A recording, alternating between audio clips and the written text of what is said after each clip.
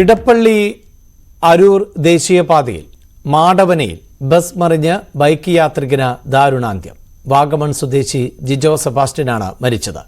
Traffic signal ഇടിച്ച bus ബൈക്കിന് മുകളിലേക്ക് മറിയുകയായിരുന്നു. അപകടത്തിൽ 13 പേർക്ക് പരിക്കേറ്റു. പരിക്കേറ്റവർ ലേക്ക് ഷോർ ആശുപത്രിയിൽ ചികിത്സയിലാണ്. ബസ് ഡ്രൈവർ കസ്റ്റഡിയിലായിട്ടുണ്ട്. പെട്ടെന്ന് അവരാ ഇതില് എന്താണ് സംഭവിച്ചതെന്ന് അവർക്ക് അറിയില്ല. പെട്ടെന്ന് ചാടി എണീറ്റ്.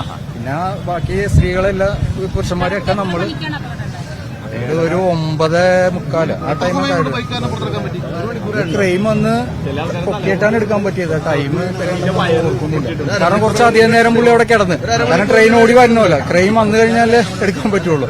ആ ഒരു അവസ്ഥയിലാണ് പുള്ളി കുറച്ചു നേരം അവിടെ കിടന്നത്. 1 മണിക്കൂറോളം കിടന്നിട്ടുണ്ടെന്ന് തോന്നുന്നുണ്ട്. പുള്ളി ആദ്യം കൈയൊക്കെ ഒന്ന് അനക്കായിരുന്നു. അതിന്റെ അടിയിൽ കിടന്ന് നമ്മൾ നോക്കുമ്പോ, പക്ഷെ നമ്മൾക്ക് പൊക്കാൻ പറ്റില്ലത്. ആ ഒരു അവസ്ഥയാണ്. ആദ്യം തന്നെ ഈ NH ചെയ്യേണ്ടത് ഈ റോഡ്, ഈ ടാർ മാറ്റിയിട്ട് മര്യാദക്ക് ടാർ ചെയ്യണം. അതെ, കാരണം ഇവർ ഈ കുമ്പളം ടോള് വെച്ചിട്ട് നമ്മളോട് പിന്നെ ടോളുകൾ വാങ്ങിക്കുന്നുണ്ട്. ഈ ടോളുകൾ വാങ്ങിക്കുന്നത് എന്തിനാണ്? ഇവിടുത്തെ ആളുകൾക്ക് പൊതുജനത്തിന് പിന്നെ സൗകര്യപ്പെടുത്താനല്ലേ, അതിനുവേണ്ടിയല്ലേ. ഇവിടെ ഒരൊറ്റ ലൈറ്റ് പോലും തെളിയണില്ല. അത് ഇവിടുത്തെ പഞ്ചായത്തിന്റെ കുഴപ്പമാണ്. ഒരൊറ്റ സ്ട്രീറ്റ് ലൈറ്റ് തെളിയണില്ല ഇവിടെ. രാത്രി കാലങ്ങളായി കഴിഞ്ഞാൽ ഇത് രാത്രിയാണ് സംഭവിക്കണമെന്നുണ്ടെങ്കിൽ ഒരു മനുഷ്യനുണ്ടാവില്ല ഇവിടെ. ഇരുട്ടാൻ ആർക്കൊന്നും ചെയ്യാൻ പറ്റില്ല. ഇതുപോലെ ഇതിനു മുമ്പ് ഒരു ദിവസം ഒരു KSRTC ഇടിച്ചിട്ട് ഇതുപോലെ ആരും ഇല്ലായിരുന്നു. എന്ത് ചെയ്യാൻ പറ്റും? കാരണം ഒരു വെട്ടം ഉണ്ടെങ്കിൽ ആർക്കെങ്കിലും കാണാൻ പറ്റും. ഇത് അതുപോലെ ഇപ്പൊ തെക്കോട്ട് പോകുന്ന വണ്ടിയാണ്, വടക്കോട്ട് പോകുന്ന വണ്ടികളാണെങ്കിലും സിഗ്നല് നോക്കാറില്ല ഇവര്. സിഗ്നല് റെഡാണേലും അടിച്ച് കത്തിച്ചങ്ങോട്ട് പോണേ. ഓവർ സ്പീഡ് എന്ന് പറയാൻ പറ്റില്ല, പക്ഷെ എന്നാലും ഒരു മീഡിയം സ്പീഡുണ്ട്. ദാരുണമായ അപകടം ആയിരുന്നു ഇന്ന് ഉണ്ടായത്. രാവിലെ 9:45 ആണ് മരട് മാടവന പ്രദേശത്ത് ഇത്തരത്തിൽ സിഗ്നൽ ലൈറ്റ് ഉൾപ്പെടെ ഇടിച്ചു തെറിപ്പിച്ചുകൊണ്ട് വാഹനം അപകടത്തിൽപ്പെട്ടത്. ബാംഗ്ലൂരിൽ നിന്ന് വർക്കലയിലേക്ക് പോവുകയായിരുന്ന കല്ലട ബസ് ആണ് അപകടത്തിൽപ്പെട്ടത്. ഇടിച്ച വാഹനം ദേശീയപാതയ്ക്ക് കുറുകെ മറിയുകയായിരുന്നു. അതിനിടയിലാണ് ബൈക്ക് യാത്രക്കാരൻ വാഹനത്തിൻ്റെ അടിയിൽപ്പെട്ടത്. ഡാനി ഇപ്പോൾ ചേരുന്നുണ്ട് വിശദാംശങ്ങളുമായി. ഡാനി, ഈ മരിച്ച ബൈക്ക് യാത്രക്കാരൻ്റെ മൃതദേഹം ഇപ്പോഴെവിടെയാണ്? ബന്ധുക്കൾ എത്തിയിട്ടുണ്ടോ? മറ്റ് പരിക്കേറ്റവരുടെ ആരോഗ്യനില എപ്രകാരമാണ്?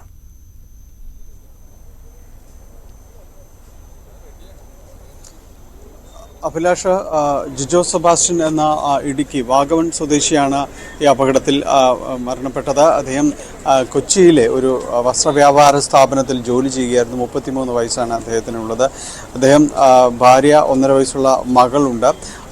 ഇവർ കളമശ്ശേരിയിലാണ് താമസിക്കുന്നത്. കളമശ്ശേരിയിൽ ശേഷം ഇവർ ബന്ധുവീട് ചേർത്തലയ്ക്ക് സമീപമാണ്. അവിടെ ഇന്നലെ അവിടെ ആയിരുന്നു. അവിടേക്ക് പോകുന്ന വഴിക്കാണ് ഇദ്ദേഹം ഈ മാടവന ജംഗ്ഷനിൽ അദ്ദേഹം സിഗ്നൽ കാത്ത് നിൽക്കുകയായിരുന്നു. ഇരുചക്ര വാഹനത്തിൽ സിഗ്നൽ കാത്തു നിൽക്കുകയായിരുന്നു. ഇതിനുശേഷം അപ്പോഴാണ് ഈ ദാരുണമായ അപകടം സംഭവിക്കുന്നത്. ഇവിടേക്ക് വരികയായിരുന്നു, അമിത വേഗത്തിൽ വരികയായിരുന്നു എന്ന് നാട്ടുകാർ പറയുന്നു, പരിസരത്തുണ്ടായിരുന്നവർ പറയുന്നു. ഈ സിഗ്നൽ ജംഗ്ഷനിൽ വെച്ച് പെട്ടെന്ന് വാഹനം ബ്രേക്ക് പിടിച്ചു. പക്ഷേ നിയന്ത്രണം വിട്ട ഈ സൈഡിലേക്ക് സിഗ്നലിന് ഊഴം കാത്തു നിൽക്കുന്ന ജിജോ സെബാസ്റ്റ്യൻ്റെ ദേഹത്തേക്ക് മറിയുകയായിരുന്നു. വളരെ ഗുരുതരമായ രീതിയിൽ പരിക്ക് പറ്റിയ ജിജോ സെബാസ്റ്റ്യനെ പിന്നീട് ആശുപത്രിയിൽ പ്രവേശിപ്പിക്കുമ്പോഴേക്കും ജീവൻ നഷ്ടമായിരുന്നു. ഈ സംഭവത്തിൽ 13 പേർക്കാണ് പരിക്കേറ്റത്. ഇവരുടെ ചികിത്സ അടക്കം തൊട്ടടുത്ത് തന്നെ ലേക്ക് ഷോർ ആശുപത്രിയായിരുന്നു മരണമുണ്ടായിരുന്നു. ഇവിടേക്ക് മാറ്റുകയും ചെയ്തു. നിലവിൽ ഇപ്പോൾ 6 പേർക്ക് ഡിസ്ചാർജ് നൽകിയിട്ടുണ്ട്. വലിയ സാരമായ പരിക്കുകളുള്ളവരല്ല, 6 പേർക്ക് ഡിസ്ചാർജ് നൽകിയിട്ടുണ്ട്. മറ്റുള്ളവരുടെ ചികിത്സ തുടരുകയും ചെയ്യുന്നു. ആരുടെയും പരിക്ക് ബസ്സിലുണ്ടായിരുന്ന യാത്രക്കാരെല്ലാവരുമായിരുന്നു ഇവിടേക്ക് ചികിത്സയ്ക്ക് വേണ്ടി എത്തിയത്. ആരുടെയും പരിക്ക് ഗുരുതരമല്ല. ഇപ്പോൾ 6 പേർക്ക് ഡിസ്ചാർജ് നൽകിയിട്ടുണ്ട്. മറ്റുള്ളവരുടെ ചികിത്സ തുടരുകയും ചെയ്യും. ഇവരെല്ലാം കടുത്ത മാനസികാഘാതത്തിലായിരുന്നു ഇവിടേക്ക് എത്തുന്നത്. കാരണം എന്ത് സംഭവിച്ചുവെന്ന് ആർക്കും ഒരു ഊഹവുമില്ലാത്ത അവസ്ഥയായിരുന്നു. അല്പം മുമ്പ് സംസാരിച്ചവർ ഇവിടെ നിന്ന് ആശുപത്രിയിൽ നിന്ന് വിടുതൽ നേടിയവർ സംസാരിക്കുമ്പോൾ അവർ പറയുന്നത് എന്താണ് സംഭവിച്ചതെന്ന് പോലും ആർക്കും തന്നെ അറിയില്ലായിരുന്നു. ബസ്സിൻ്റെ ചില്ല് പൊട്ടിച്ച് തങ്ങളെ പലരെയും തന്നെ പുറത്തെത്തിക്കുകയായിരുന്നു. അപ്പോൾ ആരൊക്കെയുണ്ട്, ആർക്കൊക്കെ പരിക്ക് പറ്റി? കൂടെ ഉണ്ടായിരുന്നവർ പലരുമുണ്ട്. ബന്ധുക്കളും അച്ഛനും മാതാപിതാക്കളും കുട്ടികളും അടങ്ങുന്ന സംഘം വരെ ഇതിനകത്തുണ്ടായിരുന്നു. അപ്പോൾ ആർക്കൊക്കെയാണ് പരിക്ക് പറ്റിയത്, എന്ത് സംഭവിച്ചു എന്നതിനെക്കുറിച്ച് ആർക്കും ഒരു രൂപവുമില്ലായിരുന്നു. അതിൻ്റെ ഒരു ആഘാതം വളരെ കൂടുതലായിരുന്നു ഇവിടേക്ക് എത്തിക്കുമ്പോൾ. പിന്നീട് ഇപ്പോൾ ഡിസ്ചാർജ് ആകുന്നു. പലർക്കും തന്നെയും വിടുതൽ വാങ്ങി ഇവിടെ നിന്ന് പോവുകയും ചെയ്യുന്നു. ഒപ്പം മരണമടഞ്ഞ ജിജോ സെബാസ്റ്റ്യൻ്റെ കുടുംബം ഇവിടേക്ക് എത്തിയിട്ടുണ്ട്. അവർക്ക് ഇനിയിപ്പോൾ ഇവിടെ ആശുപത്രി നടപടികൾ പൂർത്തീകരിച്ച ശേഷം പോസ്റ്റ്മോർട്ടം അടക്കമുള്ള കാര്യങ്ങൾ പൂർത്തിയാക്കേണ്ടതുണ്ട്. അതിനുശേഷമായിരിക്കും ബന്ധുക്കൾക്ക് മൃതദേഹം വിട്ടുകൊടുക്കുക. ഇതിനുള്ള നടപടിക്രമങ്ങളടക്കം പുരോഗമിക്കുകയാണ്. ബസ് ഡ്രൈവറായ തമിഴ്നാട് തെങ്കാശി സ്വദേശി പാൽപാണ്ടിയെ പോലീസ് കസ്റ്റഡിയിലെടുത്തിട്ടുണ്ട്. അയാൾ ആദ്യം ഇവിടേക്ക് എത്തിയെങ്കിലും പിന്നീട് ഇവിടെ നിന്ന് മാറുകയായിരുന്നു. അതിനുശേഷമാണ് പോലീസ് അയാളെ കസ്റ്റഡിയിലെടുക്കുകയും ഇവിടെ ഇപ്പോൾ തിരിച്ച് ആശുപത്രിയിൽ പ്രവേശിപ്പിച്ചിട്ടുണ്ട്. അയാൾക്കും ചികിത്സ ആവശ്യമായ സാഹചര്യമാണ്. ആശുപത്രിയിലേക്ക് പ്രവേശിപ്പിച്ചിട്ടുണ്ട്. മറ്റ് കാര്യങ്ങൾ പോലീസ് പരിശോധിച്ചുകൊണ്ടിരിക്കുകയാണ്. മോട്ടോർ വാഹന വകുപ്പ് ഉദ്യോഗസ്ഥരടക്കം ഇവിടേക്ക് എത്തിയിട്ടുണ്ട്.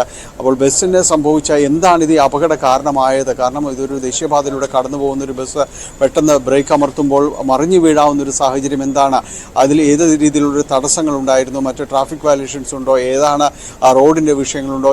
ഈ കാര്യങ്ങളെല്ലാം തന്നെ പരിശോധിക്കുന്നുണ്ട്. ബസ്സിൻ്റെ അമിതമായ വേഗത അടക്കമുള്ള കാര്യങ്ങൾ ചിലർ ഉയർത്തി കാണിക്കുന്നുണ്ട്. സ്ഥിരം അപകട മേഖലയാണെന്ന് മറ്റു ചിലർ പറയുന്നു. അപ്പോൾ അത്തരം കാര്യങ്ങളെല്ലാം തന്നെ പോലീസും മോട്ടോർ വാഹന വകുപ്പും പരിശോധിക്കുന്നുണ്ട്. അപകടത്തിൽപ്പെട്ട കല്ലട കമ്പനിയുടെ ബസ് അത് ഇവിടെ നിന്ന് ഇപ്പോൾ നീക്കം ചെയ്തിട്ടുണ്ട്. ഏറെ നേരം ഗതാഗതം തടസ്സപ്പെട്ടു. ഈ മേഖലയിലടക്കം ഗതാഗത തടസ്സമുണ്ടായി. പിന്നീട് പോലീസും ഫയർഫോഴ്സും നാട്ടുകാരും ചേർന്നെല്ലാമാണ് ഇവിടെ നിന്ന് വാഹനങ്ങൾ കടന്നു പോകാൻ കഴിയുന്ന രീതിയിലേക്ക് റോഡ് ക്രമീകരിക്കുകയും അടക്കം ചെയ്തത്. മറ്റു നടപടികൾ ഇനിയുള്ളത് ആശുപത്രിയിലെ കാര്യങ്ങളാണ്. 6 പേരാണ്, ഇപ്പോൾ 7 പേരാണ് ഇനി ചികിത്സയിൽ തുടരുന്നത്. ഇവരുടെ പരിക്ക് സാരമുള്ളതല്ല എന്നതാണ് ആശ്വാസകരമായ കാര്യം. ഒപ്പം തീർത്തും ദൗർഭാഗ്യകരമായി ബൈക്ക് യാത്രികനായി തൻ്റെ യാത്ര തുടരുകയായിരുന്ന ഒരു യുവാവിന് ജീവൻ നഷ്ടപ്പെട്ടിരിക്കുന്നു എന്നതാണ് അപകടത്തിൽ. വിശദാംശങ്ങൾ ആണ് ഡാനി പോൾ നൽകിയത്.